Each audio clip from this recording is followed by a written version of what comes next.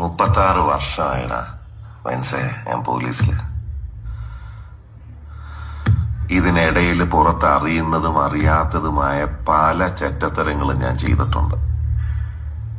പക്ഷെ അതിനൊന്നും എനിക്ക് ഒരു റിഗ്രറ്റും ഇല്ലടാ. 2 ദിവസം കഴിഞ്ഞ് ഞാൻ ഡിപ്പാർട്ട്മെന്റിൽ നിന്ന് റിട്ടയറായി DYSP മെഡലും വാങ്ങി ഇറങ്ങുമ്പോ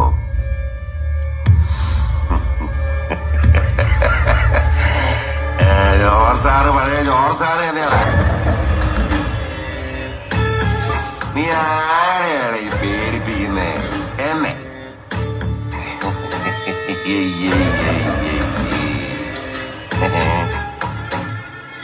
നിന്നെ കാണാൻ ജോർജ് സാർ ഇവിടെ വന്നിട്ടുണ്ടേ.